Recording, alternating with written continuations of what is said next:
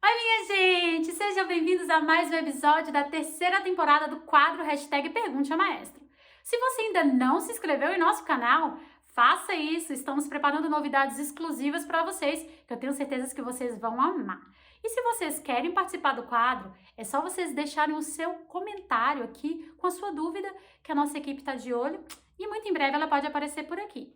Dê o seu joinha no nosso vídeo, pois ele nos ajuda a ter mais relevância no YouTube. Então vamos para as perguntas do dia? Vem comigo, hashtag Pergunte ao Maestro.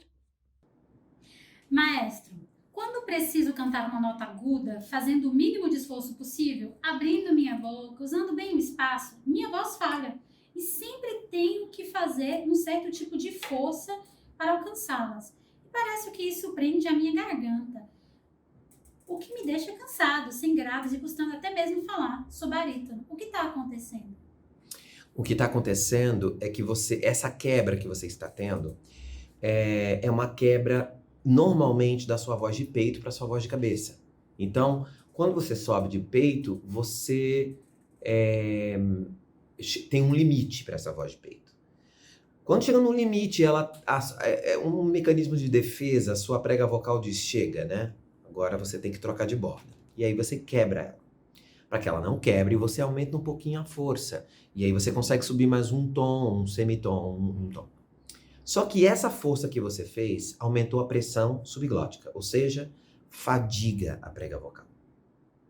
Então, o que deveria acontecer é o uso do registro médio. Ou seja, em vez de você subir de registro denso e até onde não aguenta mais e aí trocar, você precisa aprender a fazer belting nesse centro, que é exatamente o registro médio de borda densa. Então você precisa aprender a diminuir a massa recrutável antes de chegar. Se você é barítono, tem uma nota muito importante para você fazer isso, para redução de massa recrutável, que é o si bemol 2. Do si bemol 2 para o si.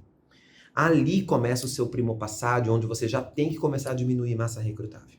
Você vai diminuir ali e vai pensar em janeiro, fevereiro, já ali. Para que quando você chegue mais agudo, a massa recrutável esteja menor e você possa amplificar e aumentar o som. Mas provavelmente o que está acontecendo é isso. Você está subindo de registro denso puro. E aí o máximo que um barítono consegue ir normalmente, sem estudo, é mi bemol. Tá? Então, e como baritone ou como barítono, você tem que subir até o lá bemol. 3. Então, uma aulinha de belting para transformar essa voz de peito em registro médio e belting, soul belting, por exemplo, ou no caso dos barítonos, voce plena, que pode ser também ou voce plena ou soul, depende da massa recrutável, já vai te ajudar, tá bom? Será que eles estão gostando do novo cenário, Sami? Eu acho que estão. Tem a Biduzinha, que Tem já a Bidu, tava. né? Mas tem os meus prêmios lá atrás. Tem, Né? e tem o Anjo Gabriel agora com um destaque Em diferente. nome de Jesus, abençoando abençoando. todos nós. Tá bom, gravando, vai. Maestro, as áreas antigas servem para todos os Facher? Na formação do canto lírico, as peças sacras têm o seu espaço também? Além do contexto em que elas se inserem e do texto, em que esse tipo de música difere das não sacras em termos técnicos? As obras sacras também têm subgêneros? Maestro, estava vendo uns vídeos antigos e alguns deles me surgiu uma dúvida. Por que a voz de cabeça parece subir mais do que o half belting? Se ambos são borda tênue e ambos têm a presença de TA porque atingem notas diferentes, então? Nossa senhora. Daniele, com certeza. Faltou o professor pra gente diferenciar, mas deve ser ela. Deve ser a Dani, fã do canal. Tá bom, olha lá. Vamos começar devagar. A primeira parte é... Já esqueci. Vamos de trás pra frente. Por que a voz de cabeça sobe mais do que o half belting? Isso depende do far. Porque tem gente que sobe bastante de half belting e de high half. Mas normalmente o motivo é que na voz de cabeça a laringe abaixa e eu consigo subir mais notas e atingir flageolet. E no half belting a laringe é alta, então eu tenho uma limitação. Pessoas que conseguem fazer half belting com o uso da cavidade nasal acima do sol fazem high half e esses conectam direto com flageolet, tá bom? Flageolet deve ser, a pronúncia correta é flageolet. A gente fala flageolet porque é aportuguesado. Então, essa é a resposta da sua pergunta de borda tênue. Aí antes, ela falou alguma coisa de peças sacras. Primeiro, se as áreas antigas servem para todos os tipos de far. Sim. Sim, as áreas antigas servem para todo tipo de farra e você pode,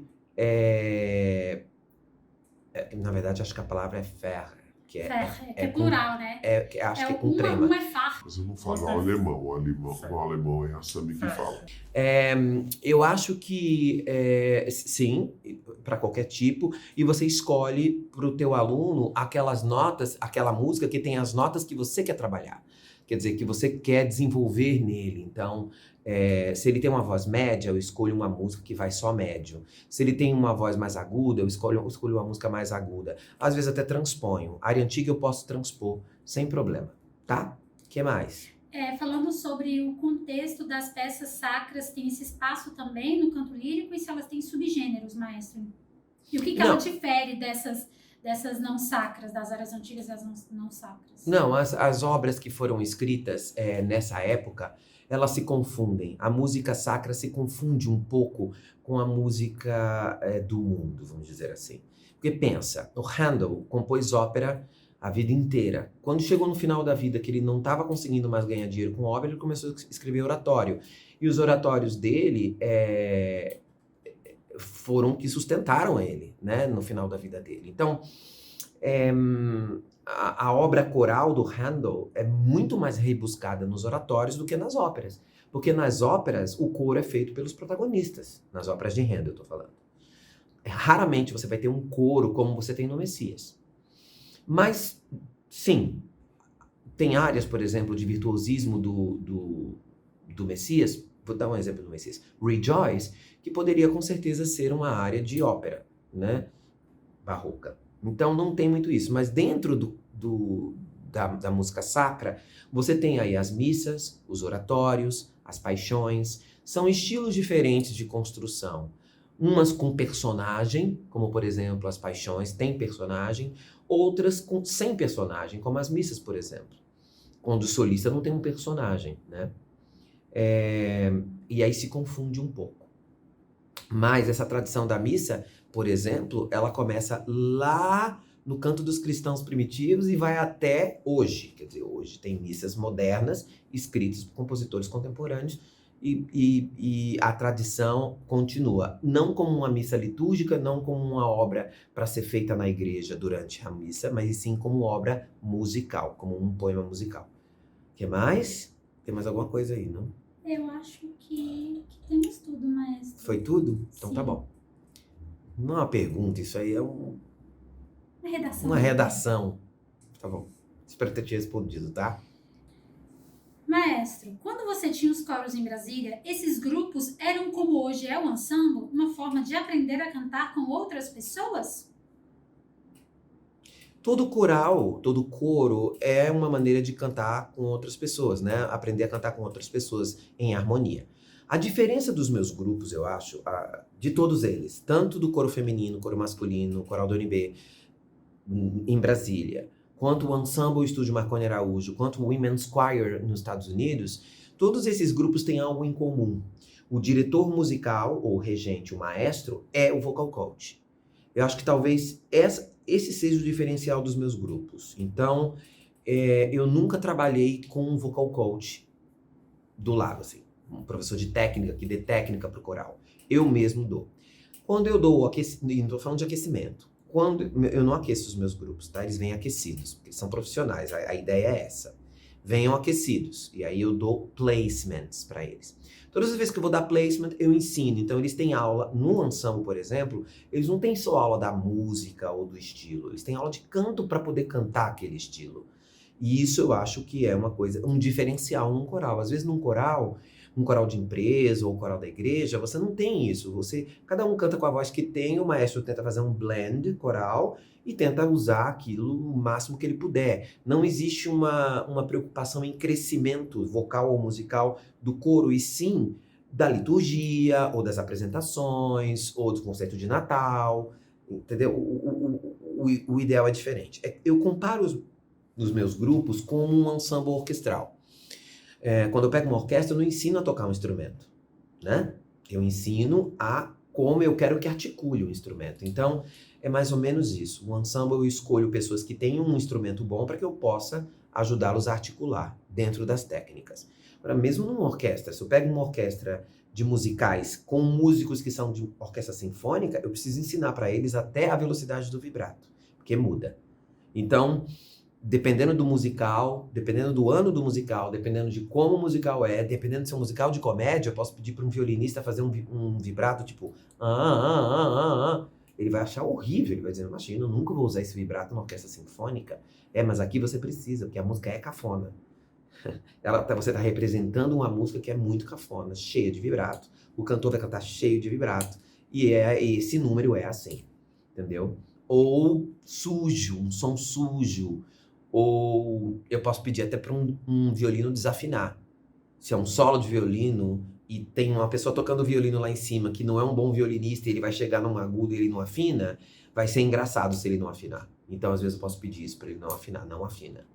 São coisas que o teatro faz que na música sinfônica não vão acontecer. Então, mesmo numa orquestra, o maestro tem que dirigir e dizer a que se propõe aquela música. Tá bom? Maestro, em quanto tempo de aula você acha que um aluno iniciante é capaz de entender e absorver as bases do belting contemporâneo até se tornar apto para o curso de capacitação? Bom, aí você está falando do curso top do estúdio. Vamos falar de as bases do belting. As bases do belting você consegue aprender em um final de semana.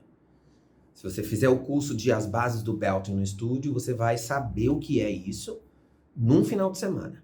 O que eu aconselho? Você quer se capacitar? As bases do belting, depois fazer uma aula particular com algum professor do estúdio e um curso de imersão, seja em soul, em subregistros avançados, sei lá, alguma coisa assim. Com isso, você já está apto para fazer o curso de capacitação, porque você já vai ter muita informação. E o curso de capacitação são 55 horas, então você vai aprender. Mas eu tenho alunos, por exemplo, que são meus alunos, nunca fizeram um curso de imersão, nunca fizeram, tem uns 2 ou 3 agora que vão fazer a próxima capacitação, que são meus alunos particulares. Eles nunca fizeram um curso de imersão, nunca fizeram bases do belting, mas eles têm aula comigo. Então, eu dou isso durante as aulas e eles já se sentem prontos para fazer uma capacitação. Tem professores que nunca fizeram aula comigo, nunca fizeram aula no estúdio com outros professores, mas fizeram um curso de imersão. Fazem o primeiro curso de imersão, fazem o segundo e o Fábio já faz um planejamento durante o ano para que ele chegue mais preparado no curso de capacitação. Então, vai fazer umas 2 aulas com a Bruna, ou com o Adriano, ou com alguém que te ajude a preparar isso. Mas é muito rápido. Eu acho muito rápido. Então, por exemplo, tem alunos que decidem fazer a capacitação no segundo semestre. Eu quero fazer a capacitação do ano que vem. Será que vai dar tempo? Claro que vai. Ele vai fazer uma imersão em umas 2 aulas e já está pronto para fazer a capacitação, porque as bases do belting são simples, não são difíceis. O difícil não é... A parte difícil do curso de capacitação não são as bases do belting. A parte difícil é, na minha opinião, o listening. É ouvir, é saber quando o aluno está errado, quando ele está certo, e isso leva tempo. Por isso que a gente fica uma semana fazendo listening. Uma semana dizendo, o que essa voz tem? Porque um professor de belting contemporâneo, ele não pode saber se é a teoria. Ele tem que saber, por exemplo, se aquela voz está apertada por estreitamento da faringe ou por elevação da laringe. Ou por excesso de twang, por ausência de oscuro. São várias coisas. Ele tem quais são os squeezes que ele tem? Squeeze laríngeo, de intrínseco, squeeze de levantamento da laringe, squeeze de faringe, ou excesso de twang nasal. Então, ele precisa estudar, né, o ouvido dele. Uma coisa que é bem difícil no listening, separar a voz de peito do belting, por exemplo. Você escuta uma diva, você jura que ela tá de peito, aí ela começa a subir, você vê que realmente é registro médio, não é peito. Então, saber aonde ela fez a passagem, ouvir o top belting, que é uma manobra que a gente faz no meio da voz, para ter certeza que o agudo é de belting. Isso é difícil de ouvir. Saber a diferença entre high belting e half belting, entendeu? Que são muito parecidos, os sons são muito parecidos, e aí você tem que mostrar para eles a diferença do som aberto para o som meio coberto para o som coberto.